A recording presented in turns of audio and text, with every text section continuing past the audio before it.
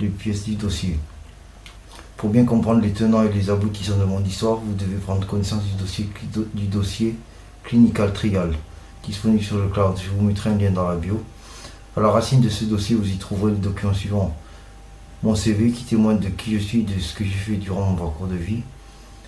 Un recueil de tous les événements qui ont affecté ma santé et mon avenir professionnel qui s'intitule Historique des événements. Mon CV détaillé qui intègre tous ces événements. Vous y trouverez également les sous-dossiers suivants: événements, un dossier contenant les preuves de chaque événement mentionné dans le document historique des événements. Investigation, un dossier contenant des éléments recueillis lors de certaines investigations.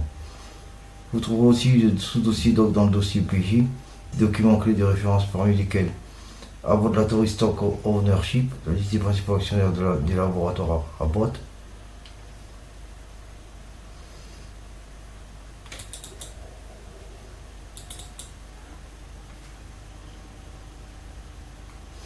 voilà, donc la liste des actionnaires des laboratoires Abbott qu'on voyait dans le document. Alors je vais descendre un petit peu pour vous montrer tout ça. Si vous voyez là dans la liste des principaux investisseurs, les principaux actionnaires sont BlackRock et Vanguard. Donc vous voyez, Vanguard ici, BlackRock là.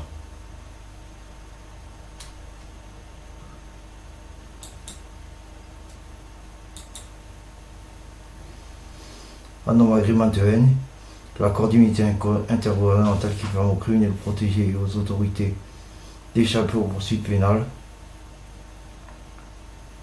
C'est une traduction partielle du document d'origine en suédois. Quand je parle d'échapper aux poursuites pénales, je parle notamment de commerce d'armes et de drogue qui sont les monopoles de l'État, qui sont protégés par la raison d'État, qui sont donc classés confidentiels car ce sont des secrets de cachés au public par crainte de l'opinion publique. Mais je vais vous montrer tout ça.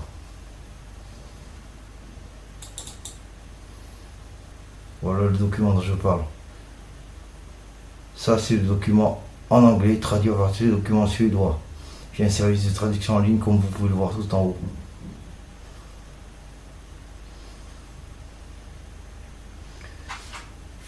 Donc vous voyez, Anom and Operation Trojan-Shield. Anom et l'opération Trojan-Shield. The way for criminals or authorities to evade the law. Un moyen pour les criminels et les autorités d'échapper à la loi. Or, the flexibility of right protection if the end sanctifies the means. La flexibilité de la protection des droits si la fin justifie les moyens.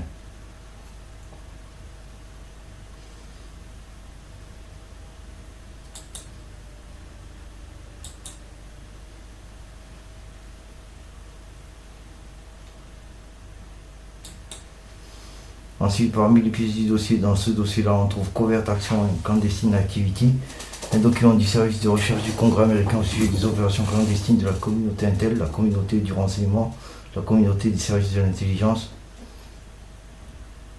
Donc vous voyez là, Covert Action and Clandestine Activity, il est là.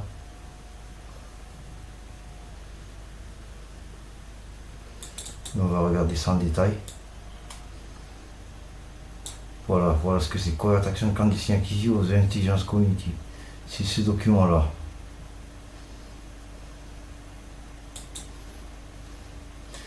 Gestion de crise des chaînes cyber, cartographie de l'organisation de la cyberdéfense française et européenne rattachée à l'OTAN, quid de la souveraineté numérique, champ d'application, réglementation, protection des données versus USA. Alors on va voir ça ensemble.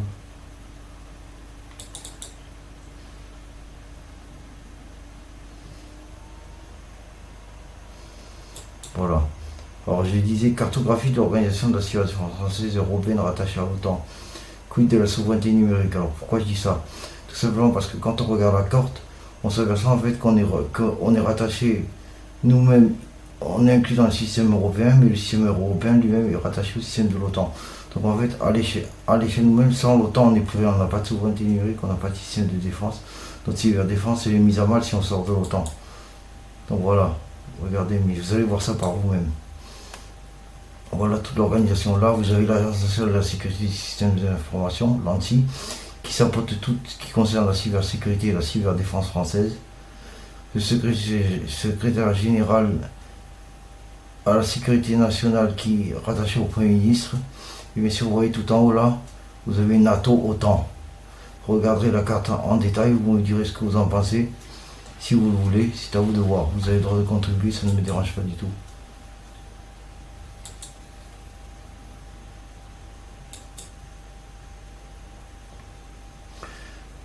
Ensuite, le sous-dossier notes dans le dossier PJ, des notes vitales pour la compréhension du dossier, parmi lesquelles un tel groupe est faire, une synthèse de l'organisation du renseignement mondial au service du Shadow Government, donc New World Order et Deep State, c'est-à-dire que c'est une synthèse de l'organisation du renseignement mondial au service de ce qu'on appelle le gouvernement de l'ordre, qui est l'organe exécutif du nouvel ordre mondial, et du nouvel ordre mondial qui s'inscrit dans le cadre de la théorie du Deep State, qui est réputée comme étant une théorie du complot, mais qui en fin de compte n'en est pas une du tout, puisqu'elle existe réellement. Donc le Deep State, l'état profond, le New World Order, le nouvel ordre mondial, le Shadow Government, le gouvernement de l'ombre, sont toutes en réalité des théories réelles. Je vais vous montrer ça. Alors on va regarder un tel groupe, la note d'un tel groupe.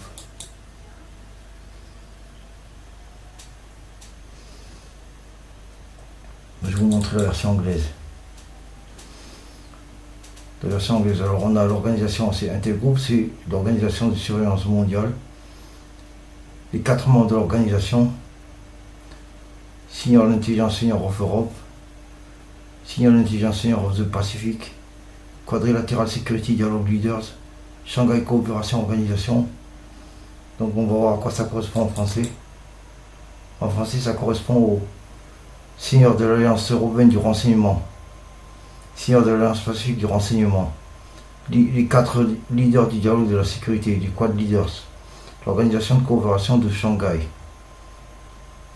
Le site principal, intergroupe.ca, hébergé au Canada, un des canaux de communication du groupe entre les différents membres d'Intergroup News. Alors, qu'est-ce que c'est que... Alors, parmi les organisations, 4 organisations, que représentent les seigneurs de l'Alliance Européenne du Renseignement? Alors, on va le voir. Donc, les seigneurs de l'Alliance Européenne du Renseignement, on a dedans les membres de la 5949 de l'Alliance des 5, 9 et 14 yeux, qui désigne en fait pour les 5 membres la NSA pour les États-Unis, le Government Communication Headquarters pour le Royaume-Uni, le Communication Security Establishment pour le Canada, l'Australian Serial Directorate pour l'Australie, le Government Communication Security Bureau pour la Nouvelle-Zélande. Ensuite, dans la liste des membres des 9 yeux, les Nine Eyes, on a les agences des Five Eyes, plus le Danemark avec la Danish Defense Intelligence Service, la France avec la Direction Générale de la Sécurité Extérieure, le Netherlands avec la General Intelligence and Security Service, le Norvège avec la Norwegian Intelligence Service. Pour les membres des 14 yeux, on a Nine Eyes Intelligence Agencies, plus la Belgique, le State Security Service de la Belgique, la Federal Intelligence Service de l'Allemagne, l'External Intelligence and Security Agency de l'Italie, la National Intelligence Centre de l'Espagne, la National Defense Radio Establishment de la Suède. Et donc, le traité à l'origine de la fondation des 5 yeux, donc des 5 agences de renseignement mondial, les 5 agences gouvernementales du renseignement de la Five Eyes, c'est le UK USA Security Agreement, qui traite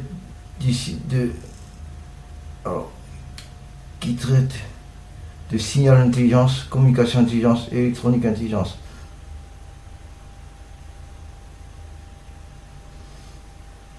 Et le traité qui constitue la fondation des 14 yeux, c'est le Brussels Treaty. On le voit ici. Alors, deuxième membre de cette organisation mondiale du renseignement, les seigneurs de l'Alliance du renseignement du Pacifique. Et les agences gouvernementales qui en sont membres. Les agences de renseignement des Five Eyes, plus la France, Singapour, Corée du Sud, Inde et Thaïlande. C'est une organisation qui a été créée par l'ANISA en 2005 pour combattre le terrorisme dans la région Asie-Pacifique. C'est le motif officiel de sa création. Ensuite, les dirigeants du dialogue quadrilatéral de la sécurité, les Quad Leaders. Parmi les membres, on compte des agences de renseignement de 4 nations, l'Australie, l'Inde, le Japon, les USA. Quatrième organisation membre du renseignement de l'Organisation mondiale du renseignement, l'Alliance de l'Organisation de coopération de Shanghai, qui compte les agences du renseignement de 8 nations, Chine, Russie, Inde, Pakistan, Kazakhstan, Kyrgyzstan, Tadjikistan, Ouzbékistan.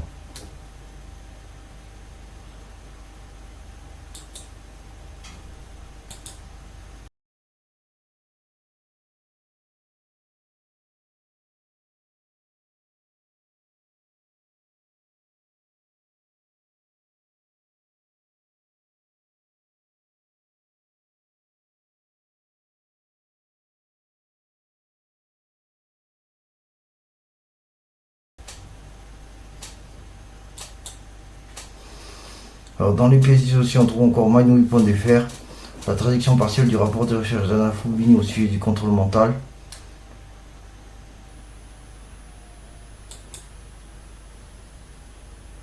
Moyens, méthodes et technologies de contrôle mental. Et qui c'est aussi de la guerre psychologique.